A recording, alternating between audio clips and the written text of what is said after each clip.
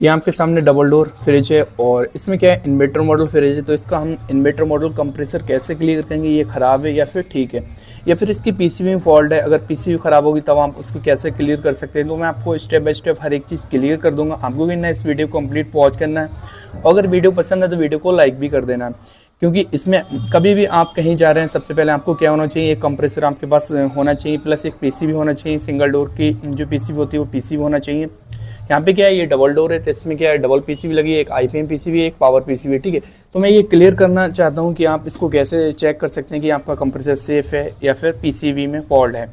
तो अभी फ़िलहाल क्या है, हम इसको जो इसकी पीसीबी है इसमें सप्लाई देके उसके बाद इसमें जो है इसकी कनेक्शन करते हैं, और मैं आपको दिखाता हूँ कि इसका कंप्रेसर ख़राब है या फिर इसकी पीसीबी में दिक्कत है। दोनों चीज़ें मैं आपको क्लियर कर दूँगा। तो इधर जो है हमने डबल डोर फ्रिज की जो वायरिंग है, इससे पहले इसमें जो कंप्रेसर लगा वो फ़िलहाल ठीक है, और इस कंप्रेसर को हमें चेक करना है, या फिर पीसीबी में अगर कोई दिक्कत है तो वो भी हमें क्लियर हो जाएगा कि किस फॉल्ट किस में है। तो जब ऑन करेंगे तो यहाँ पे जो है इसकी लाइट जो है वन टाइम ग्लो करेगी। पहले मैं इसकी सप्लाई जो है ऑन करता हूँ, यहाँ पे सप्लाई ऑन कर दी, और उसके बाद आप देखेंगे यहाँ पे वन टाइम लाइट ग्लो करेगी। तो आप देख रहे हैं यहाँ पे लाइट ग्लो कर दी, उसके बाद ऑफ होगी, उसके बाद कंप्रेसर हम देखेंगे। तो यहाँ पे जो अगर कंप्रेसर ख़राब होगा तो लाइट ब्लिंक कर देगी, या फिर कंप्रेसर ऑन होगा तब भी। तो आप देख रहे हैं इसका कंप्रेसर जो है ऑन हो गया है, कोई दिक्कत नहीं है। यहाँ पे इसका जो प्रेशर है, डिस्चार्ज प्रेशर एकदम अच्छे से आ गया। तो यहाँ पे एक दिक्कत और थी, इसका जो मतलब रूटर था, इससे पहले रूटर जाम था, तो हमने इसको क्या है थोड़ा मारा कूटा, उसके बाद जो है हथौड़े से इसका आप पेंट भी देख सकते हैं बिल्कुल हट गया है। तो इसका जो रूटर जाम था, फिलहाल रूटर ठीक हो गया है, कोई दिक्कत नहीं है। उसका जो डिस्चार्ज प्रेशर है वो भी एकदम अच्छे से हो रहा है। तो आप देख रहे हैं लाइट चली गई है अभी, तो यहाँ पे क्या है अभी लाइट चली गई, इसी वजह से ये ऑफ हो गया। और बाकी इसका जो है कंप्रेसर एकदम ओके हो गया, क्योंकि इसमें अगर रूटर जाम होता है तो आप क्या करें, हथौड़े वगैरह से मार के और इसको ठीक कर सकते हैं। मतलब हो सकता है, ऐसा नहीं कि हो ही जाएगा ठीक। बाकी इसकी अगर पीसीबी में कोई फॉल्ट होता तो ये होता है कि ये जो है 3 टाइम लाइट बिलिंग करती।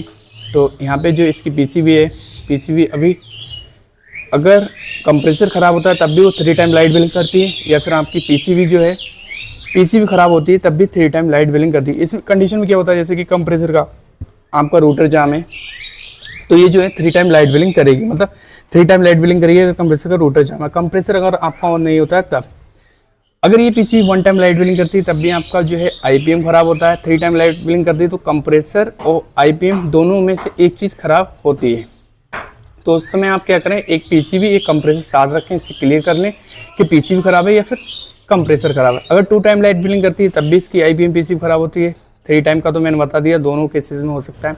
अगर 4 टाइम लाइट बिलिंग करती है तब भी आपकी छोटी वाली जो आईपीएम पीसीबी होती है वो ख़राब होती है।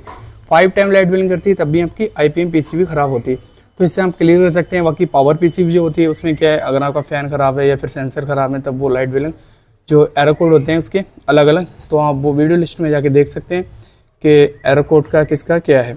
तो अभी फ़िलहाल क्या है, यहाँ पे मैं आपको क्लियर करके दिखाऊंगा, लाइट आ जाए उसके बाद यहाँ पे सप्लाई कैसे चेक करते हैं, इसको कैसे आप क्लियर करें।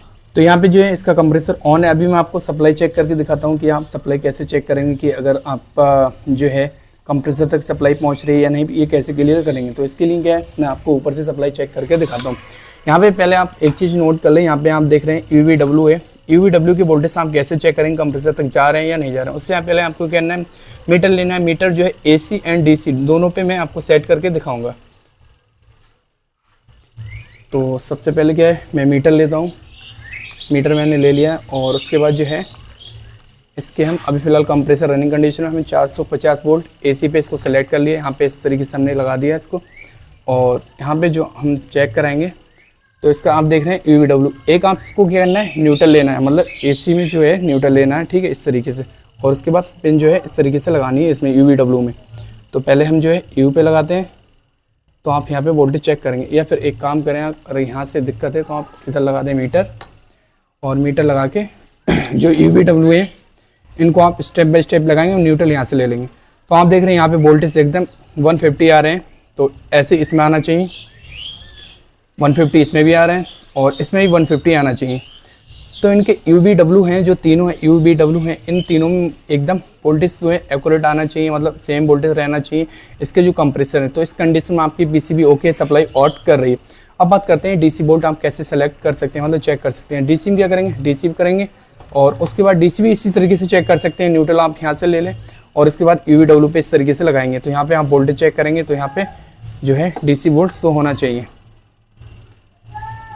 UVW पे लगा के DC वोल्ट शो होना चाहिए। तो ये आप देख रहे हैं ठीक से पिन लग जाए, इसके बाद जो है मैं वोल्टेज आपको दिखाता हूँ।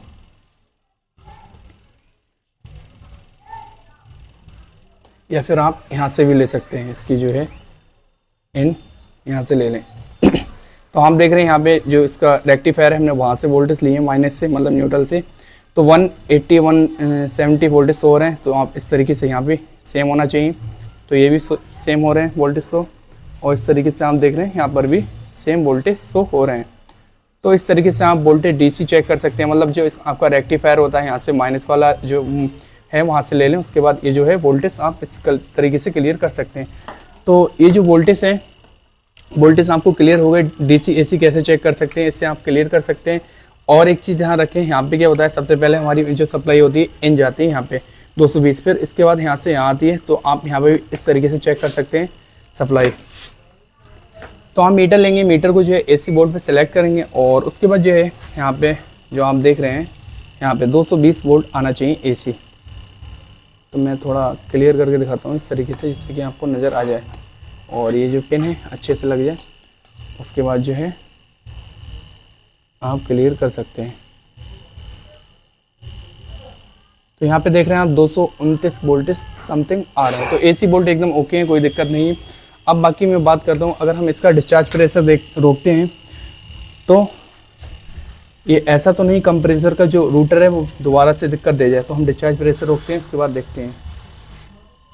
तो आप देख रहे हैं ये आवाज़ कर रहा है, ये कामयाब नहीं होगा। हालांकि इसका प्रेशर ठीक जा रहा है, बट हम इसको होल्ड करके देखते हैं। ज़्यादा साउंड करता है तो ये काम नहीं कर पाएगा।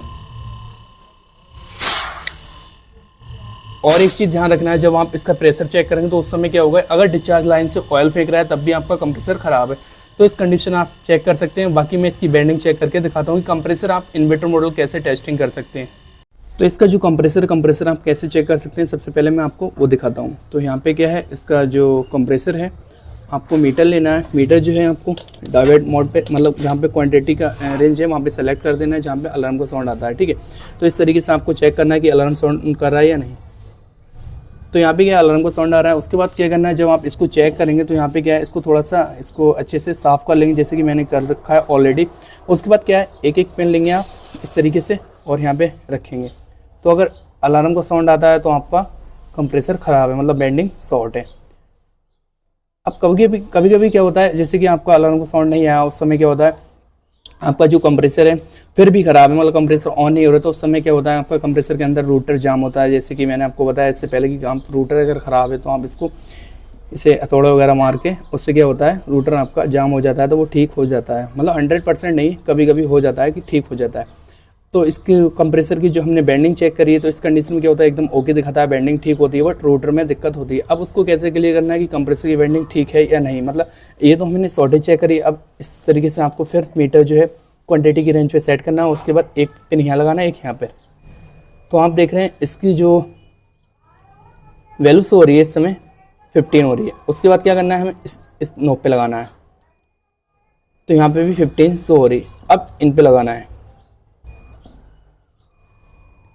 तो यहाँ पर भी 15 शो हो रही है। तो इस कंडीशन में क्या होता है, कंप्रेसर की वाइंडिंग ओके होती है, कोई दिक्कत नहीं होती। मतलब तीनों में सेम होना चाहिए। फिर से मैं दोबारा से आपको चेक करके दिखाता हूँ। एक इस पे लगाना है और ये वाली जो प्रोब है किधर कर दें, कोई दिक्कत नहीं है। तो यहाँ पे आप देख रहे हैं 15 शो हो रही है, और उसके बाद यहाँ पे देखते हैं तो यहाँ पर भी 15 शो हो रही है। यहाँ पर फिर देखते हैं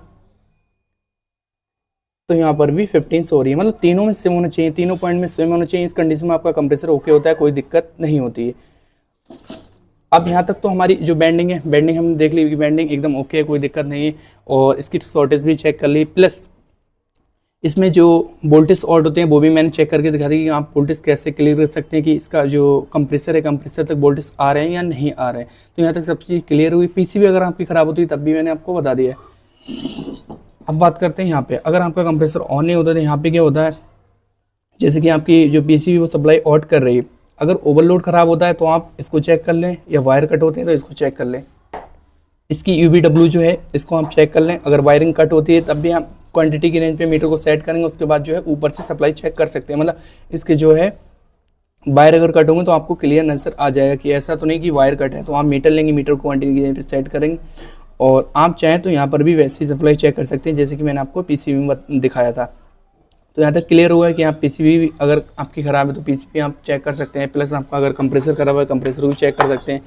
बट एक चीज़ का ध्यान रखना है कि अगर कंप्रेसर का रोटर ख़राब होगा तो आपकी वेल्डिंग ओके दिखाएगा, कोई दिक्कत नहीं होगी। तो आप वो है ज़्यादा बेटर है जब भी आप चेक करेंगे आपके पास एक पीसीबी होना चाहिए, एक कंप्रेसर होना चाहिए, इससे क्लियर कर सकते हैं कि इसमें फॉल्ट क्या है। तो फ्रेंड्स ये इन्फॉर्मेशन कैसी लगी, अच्छी लगी वीडियो को लाइक कर दो, चैनल पर नहीं विजिट किया चैनल को सब्सक्राइब कर दो। Thank you for watching.